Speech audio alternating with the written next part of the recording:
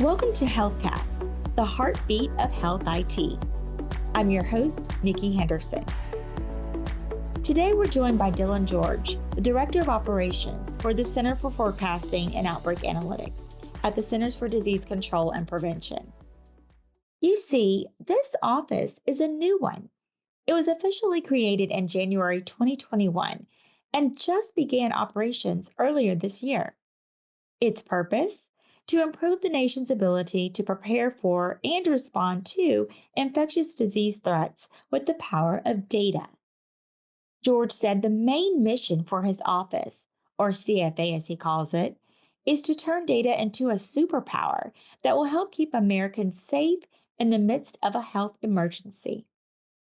As you'll hear, CFA is also looking to incorporate new technologies such as machine learning and to ensure the office has the right data that represents all Americans. This episode is brought to you by Maximus. At Maximus, we are focused on the future of health by advancing our nation's ability to respond to and prepare for rapidly evolving health challenges with impactful technology, critical frontline expertise, and deep mission understanding. Our federal and public health teams deliver innovation and IT modernization that enable more informed, programmatic decisions leading to improved health outcomes for millions of lives. We do this through secure, data-driven, and customer experience-focused solutions. We are Maximus, moving people forward. Learn more at maximus.com/federal. That's maximus.com/federal. My name is Dylan George. I am the Director of Operations for the Center for Forecasting and Outbreak Analytics at the Centers of Disease Control and Prevention. I've been at the CDC for about a year now, trying to help stand up this new Center for Forecasting and Outbreak Analytics. Prior to being here at CDC, I worked in the private sector for about 6 years or so. And then prior to that, I was a serial federal employee that had worked at the Department of Defense, the Health and Human Services, and the Biomedical Advanced Research and Development Authority, at National Science Foundation, and also at the Office of Science and Technology Policy at the White House. In all of those positions, though, I was using data and analytics to help understand or mitigate infectious disease outbreaks in some capacity.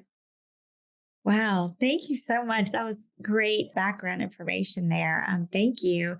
Well, Dylan, what is the mission of the Center for Forecasting and Outbreak Analytics, and how will it bring together next generation public health data?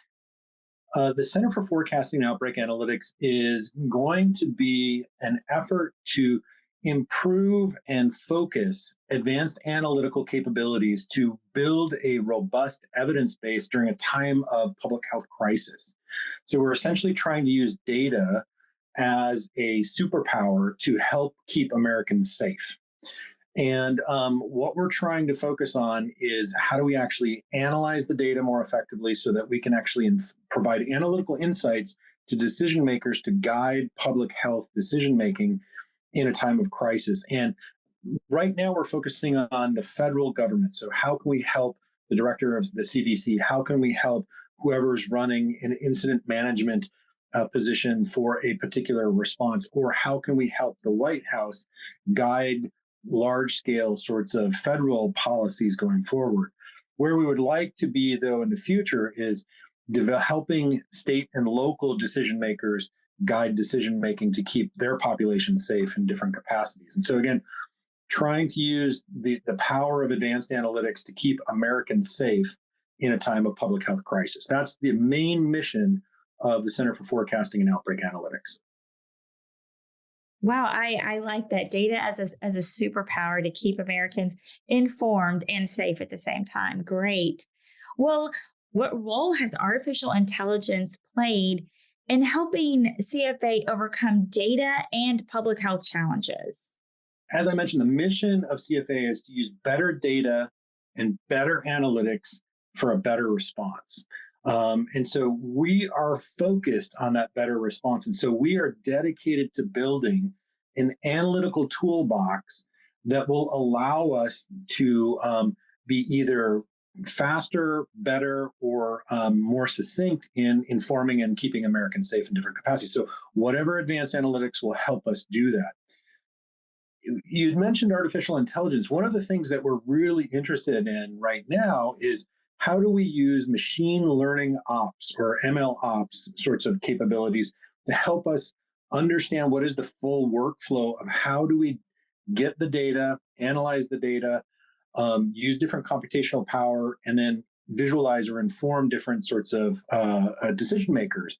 So that whole process of how we do that has been developed very nicely within machine learning operations or ML ops. And so we've been very interested in trying to figure out how do we use different technologies that have been developed recently to enable those sorts of capabilities going forward.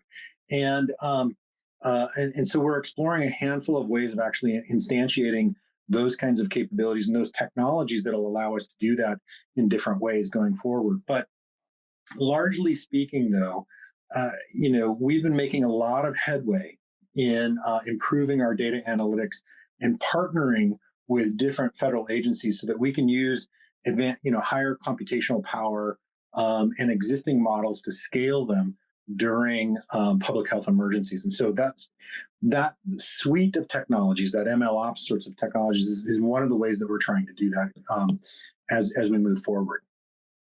That's really great to hear. Well, Dylan, how has the integration of AI principles enhanced health equity and data security?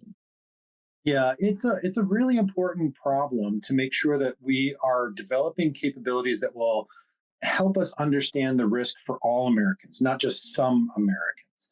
And one of the challenges that we have with that is we need to make sure that we have data that will be able to represent all Americans, and so we can see ourselves in the data, broadly speaking. And so we've been very interested in one of the guiding principles that we've tried to instantiate within the Center for Forecasting and Outbreak Analytics is a principle of equity, and trying to make sure that what we're doing from an analytical perspective and from a collecting data perspective, that all Americans are represented in those, particularly those that would be underrepresented or at higher risk because of their status in some capacity. It's a big problem. It's a big challenge, though, too, because some of the institutional infrastructure out there doesn't collect data as well on some populations. And so we're trying to help think through what are the data requirements necessary to actually make sure that we understand the implications for all population groups within the United States. But so while we're in the early stages, I'm very grateful for the team that we've put together that has embraced that as a policy, or rather as a principle for how we're going to be building capabilities going forward. Thank you, Dylan. Now I'm going to shift to COVID-19. The pandemic impacted everything. How has the application of new AI solutions impacted the spread of COVID-19 as far as the emergence of new variants? Last year, it was almost a little over a year ago that we were all gathering for Thanksgiving, but we were all kind of interrupted halfway through Thanksgiving as word of weird data were coming out of South Africa. Data that were showing the Omicron variant was coming onto the scene globally. We huddled around the phone as a small team trying to understand what was happening with those data, what we can infer from those data, and what are the implications of them.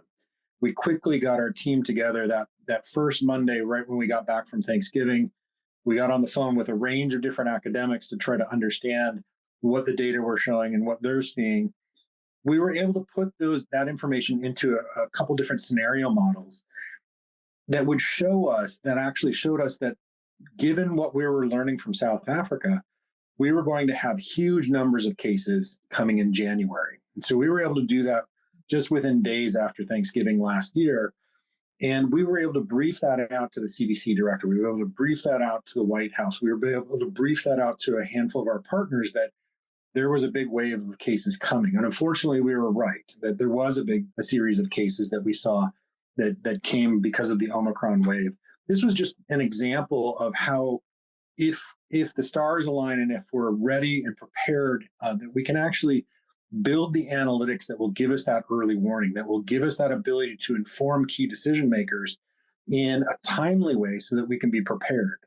Now, we weren't completely prepared for the Omicron wave. No one could have been, but at least we had a little bit more advanced warning because of the capabilities that the Center for Forecasting and Outbreak Analytics had put into place and were moving forward. We want to try to expand those capabilities, make them faster, more robust, and make those insights available not only to the center, to the CDC director, not only to the White House, but the state and localities as well. That's what we're aiming for, because we think that's where we're going to get a lot of bang for the buck and be able to help a lot more Americans in that fashion, if we're able to actually engage with state and localities. That makes sense. And you're absolutely right. I mean, the more that you are prepared, the better the outcome will be. So, Dylan, what new technologies are being leveraged to increase access to data for those who need it to address public health concerns? Yeah, there's a whole sister initiative that we're working very closely with called the Data Modernization Initiative.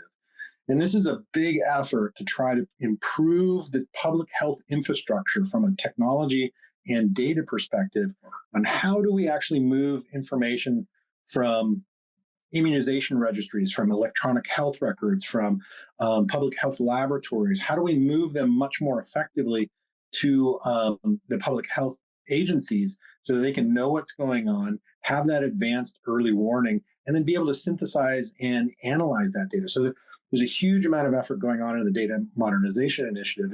And unfortunately, a lot of people don't fully appreciate that the CDC doesn't have all the authorities it needs to collect all the data that we need in a time of crisis. We need to work closely with our colleagues in Congress to actually establish those sorts of authorities to be able to actually get the information that we need to understand what's going on in a time of crisis.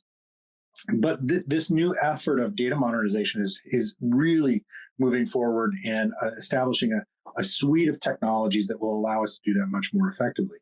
Now, within CFA, we're particularly interested in how we can actually, analyze and visualize that information much more quickly so that decision makers know how to use it and know how to actually translate that into actual policies that will keep people safe in different interventions. And so those are the types of things that we're most interested in.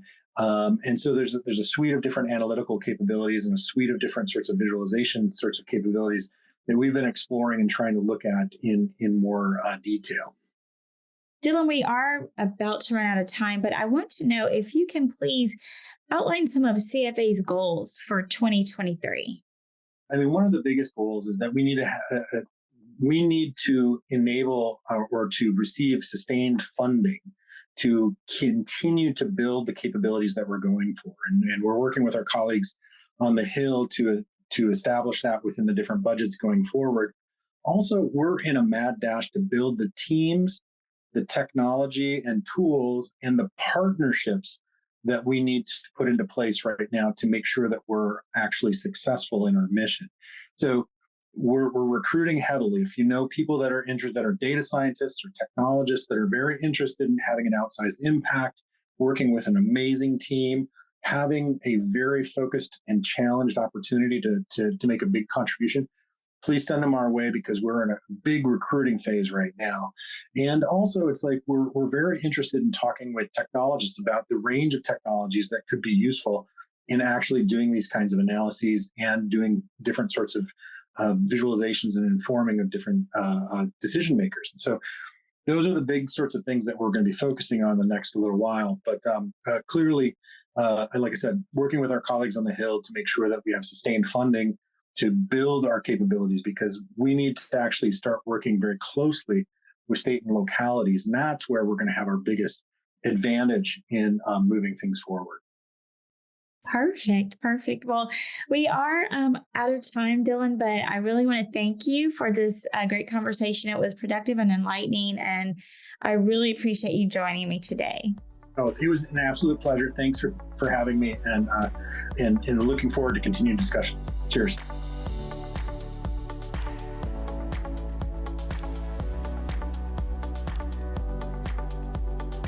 HealthCast, along with GovCast and CyberCast, is a production of GovCIO Media and Research. For more podcasts and to check out the other shows, head to govciomedia.com. Watch out for new episodes released every Tuesday and Wednesday across our shows. You can follow all of them in your favorite podcast platform, and if you like what you heard, make sure to let us know by leaving a review. And if you have any topics you think we should look into, contact us at newsletter@gcio.com.